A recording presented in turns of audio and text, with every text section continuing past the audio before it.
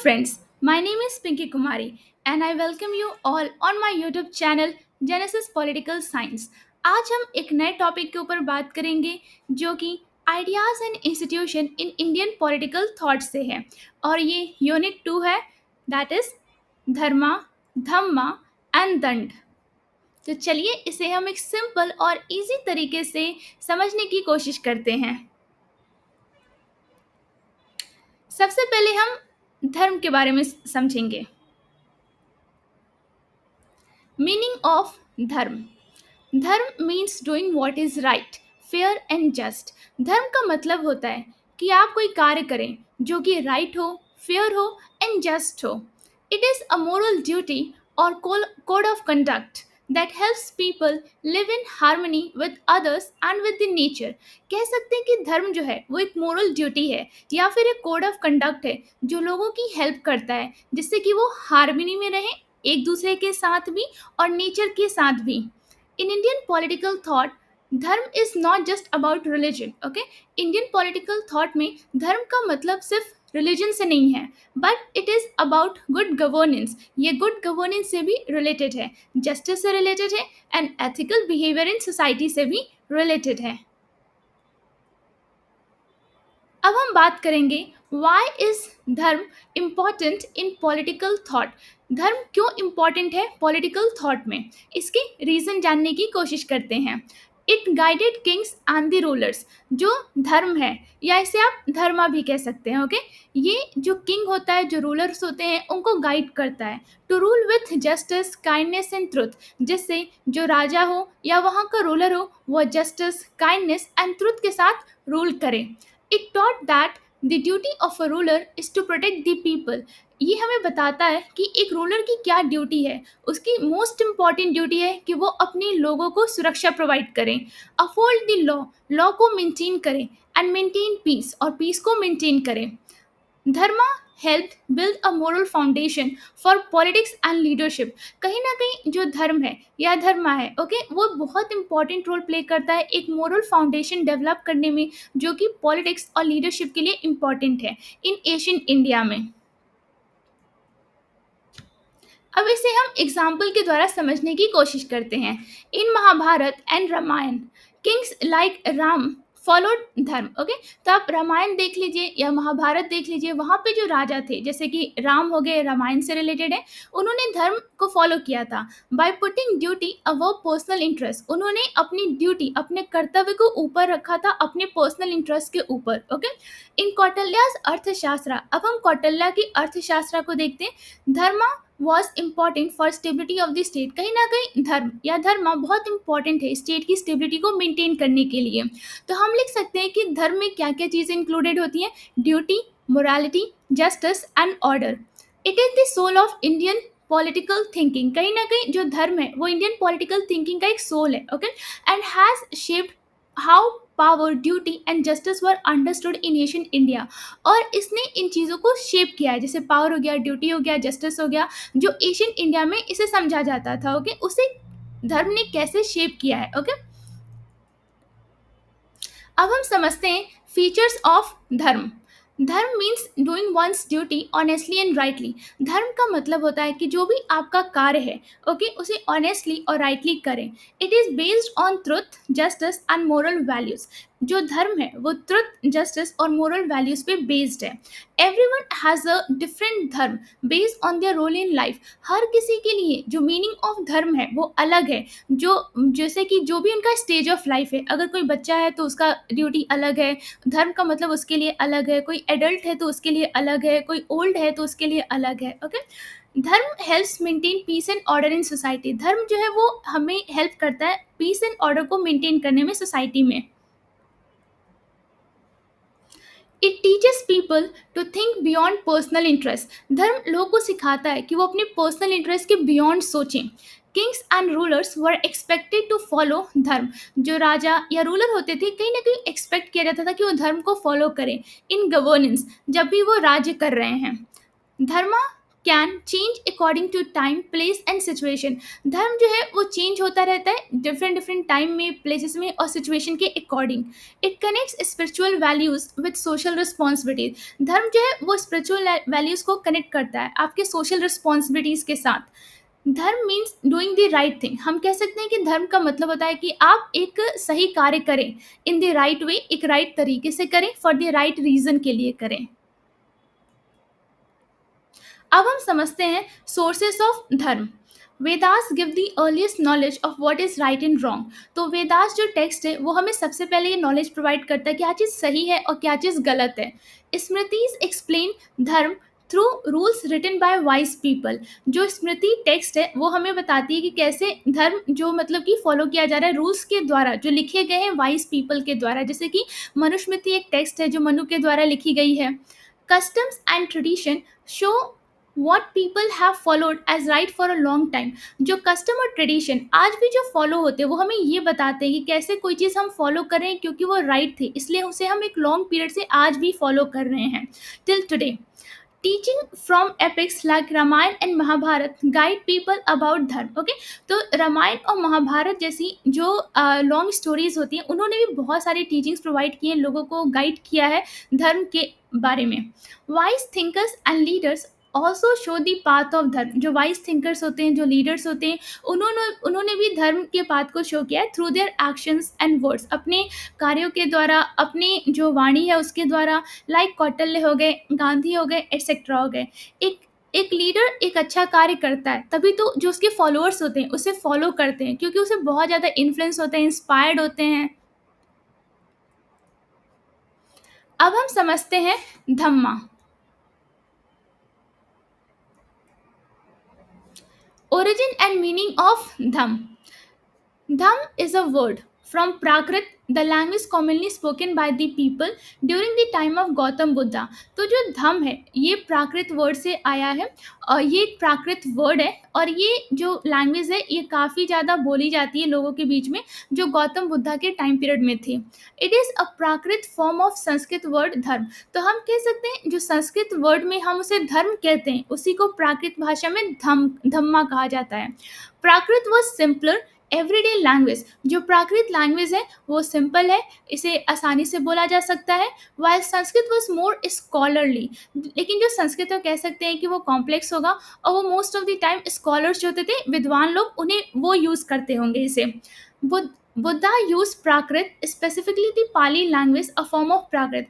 जो बुद्ध थे वो प्राकृत लैंग्वेज का इस्तेमाल करते थे जो कि एक मतलब वो पाली लैंग्वेज का इस्तेमाल करते थे जो कि एक फॉर्म ऑफ प्राकृत ही है। So that common people could understood his teaching, जिससे कि मतलब कि जो आम लोग हैं वो उनके टीचिंग को समझ सकें।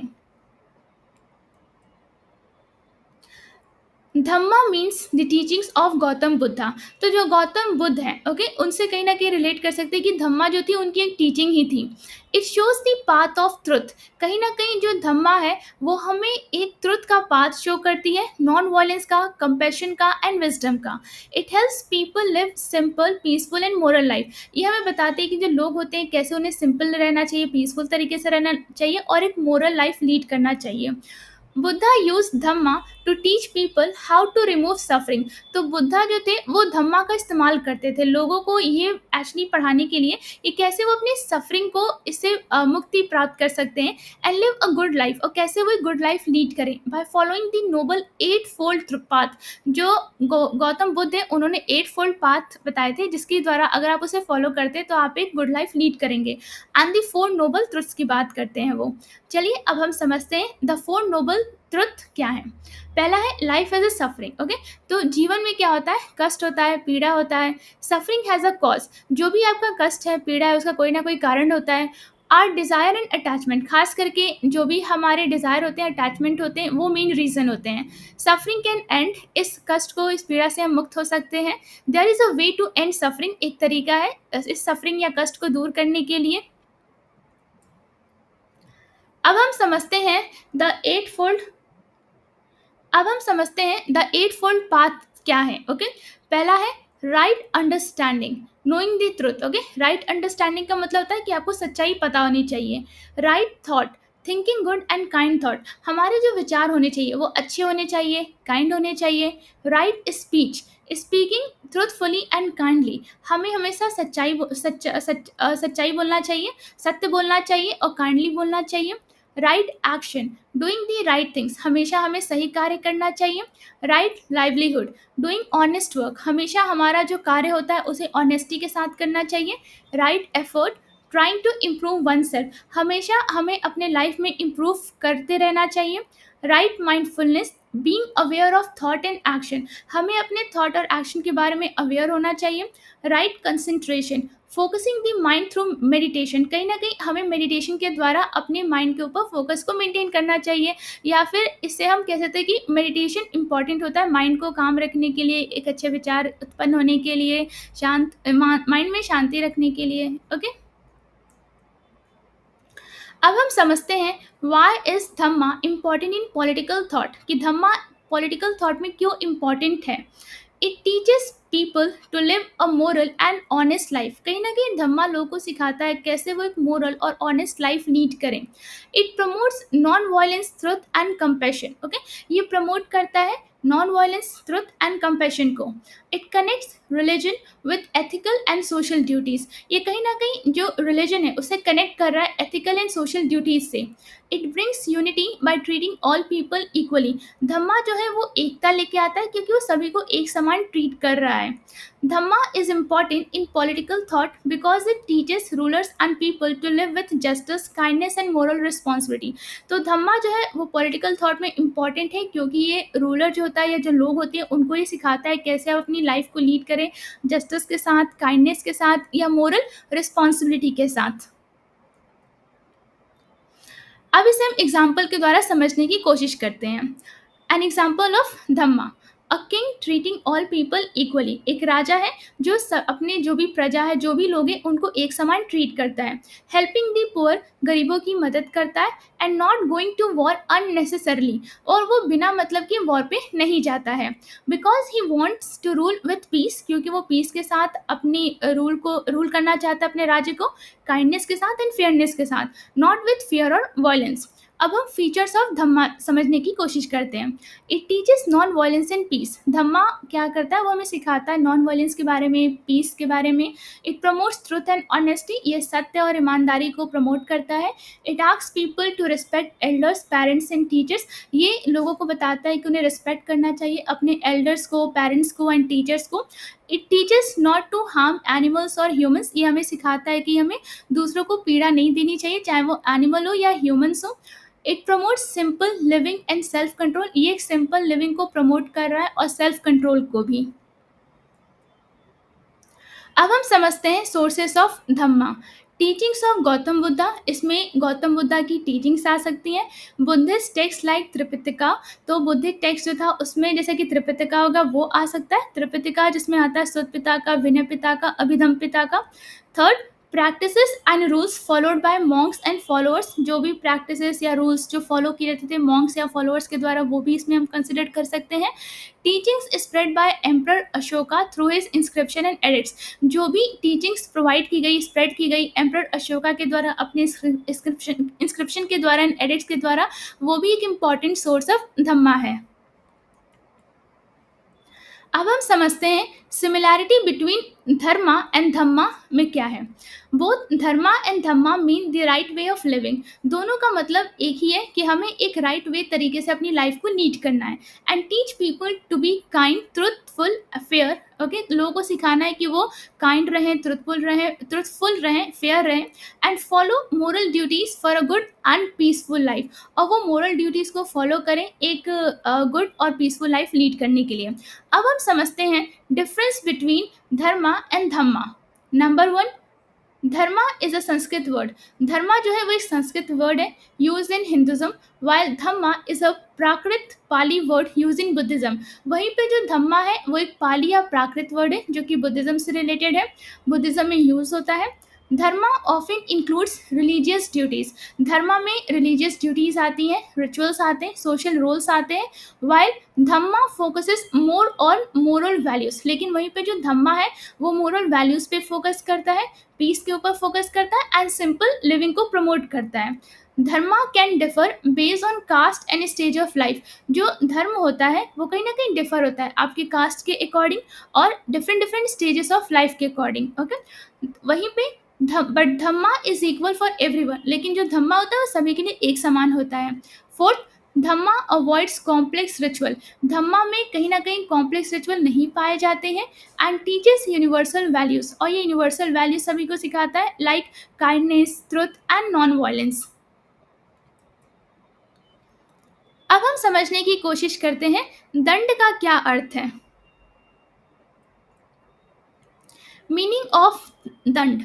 दंड मीन्स पनिशमेंट और फोर्स। दंड का मतलब पनिशमेंट भी हो सकता है, फोर्स भी हो सकता है, दोनों एक ही चीज़ है। Use by the ruler to maintain law, order and discipline in the society. तो दंड जो है, एक इसे आप पनिशमेंट कह सकते हैं, फोर्स कह सकते हैं, जो रूलर इस्तेमाल करता है। इसका क्यों इस्तेमाल करता है? क्योंकि उसे लॉ एंड ऑर्डर को मेंटेन करना है और डिसिप्लिन को भी मेंटेन करना है सोसाइटी में।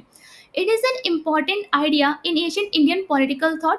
तो दंड एक बहुत इंपॉर्टेंट आइडिया है एशियन इंडियन पॉलिटिकल थॉट में, स्पेशली इन कौटिल्या's अर्थशास्त्र। खास करके आप कौटिल्य की अर्थशास्त्र टेक्स्ट बुक को देख लें, where danda is seen as the king power, जहाँ पे दंड को दिखाया गया है कि वो राजा का पावर होता है, एक सोर्स ऑफ पावर कह सकते हैं, या एक सिंबल ऑफ पावर जो सिंबलाइज कर रहा है। टू पनिश रॉन्ग डूअर्स, जिससे जो गलत कार्य करते हैं उन्हें उसके द्वारा पनिश किया जाता है।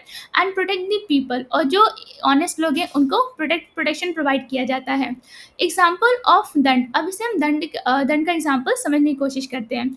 इफ समवन स्टील मनी, अगर किसी ने चोरी की है, ओके, पैसे चुराए हैं, द किंग और the government gives them punishment. जो राजा होगा या जो वहाँ की सरकार होगी वो उस पर्सन को पनिशमेंट देगी, लाइक अ फाइन और जेल। ओके, उसे फाइन लिया जा सकता है या उसे जेल में डाला जा सकता है।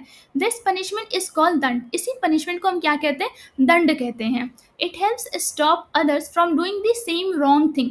तो कहीं ना कहीं ये एक तरीके से रोकने में हेल्पफुल करता है कि जो दूसरे लोग हैं जब इस फॉर्म ऑफ पनिशमेंट को देखेंगे तो कहीं ना कहीं वो इस गलत कार्य को रिपीट नहीं करेंगे। तो ये कहीं ना कहीं गलत कार्य को प्रिवेंट करता है। Precaution is better than cure. Okay, यहाँ कह सकते हैं कि हम दूसरों की गलती से यहाँ पे हम सीख रहे हैं। फीचर्स ऑफ दंड, इसे हम समझने की कोशिश करते हैं।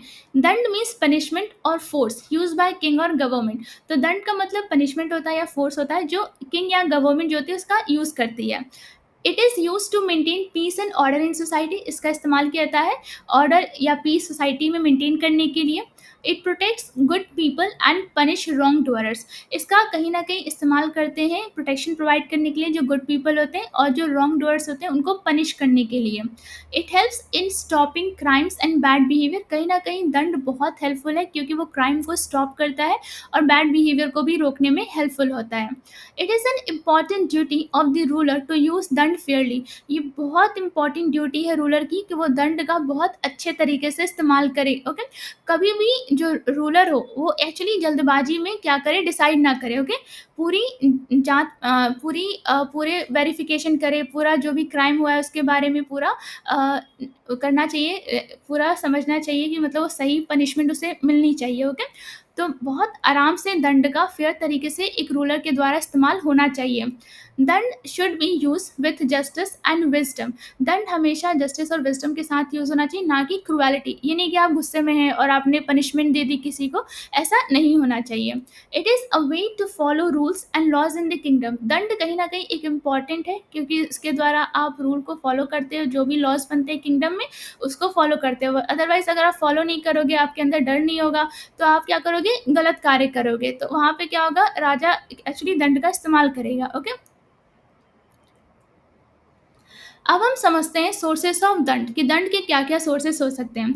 किंग और ruler. The main source of दंड। तो जो किंग होते हैं, रूलर होते हैं, वही दंड का इस्तेमाल करते हैं, तो एक तरह से वो मेन सोर्स है। He uses it to keep law and order. कहीं ना कहीं किंग या जो रूलर होते हैं वो दंड का इस्तेमाल करते हैं लॉ एंड ऑर्डर को मेंटेन करने के लिए। सेकंड, शास्त्रा, that is scripture. Asian text like अर्थशास्त्र गाइड हाउ दंड शुड बी यूज। तो जो एशियन टेक्स्ट है जैसे कि अर्थशास्त्र हो गया, वो हमें बताता है कि दंड कैसे यूज करना चाहिए। ओके, क्रुएलिटी के साथ नहीं यूज करना चाहिए, फेयर तरीके से करना चाहिए, जल्दबाजी में डिसीजन नहीं लेनी चाहिए। अब समझते हैं third reason, that is the third source समझते हैं, that is the state laws, rules made by the king और गवर्नमेंट, जो भी रूल्स बनाए जाते हैं किंग के द्वारा या गवर्नमेंट के द्वारा, also decide the use of दंड, जो हमें बताते हैं कैसे दंड का इस्तेमाल करना है। तो हमने देखा कैसे इस वीडियो को हमने जो धर्मा है, धम है और दंड है उसे हमने कैसे एक सिंपल तरीके से समझा। ओके, अगर वीडियो अच्छा लगा हो तो लाइक और सब्सक्राइब करना ना भूलिए, शेयर जरूर करें और अपने दोस्तों को भी इस चैनल के बारे में बताइए। कमेंट्स में अपनी राय ज़रूर दें, बेल आइकन पे क्लिक करें ताकि अगला वीडियो मिस ना हो। मिलते हैं नेक्स्ट वीडियो में, तब तक के लिए थैंक यू।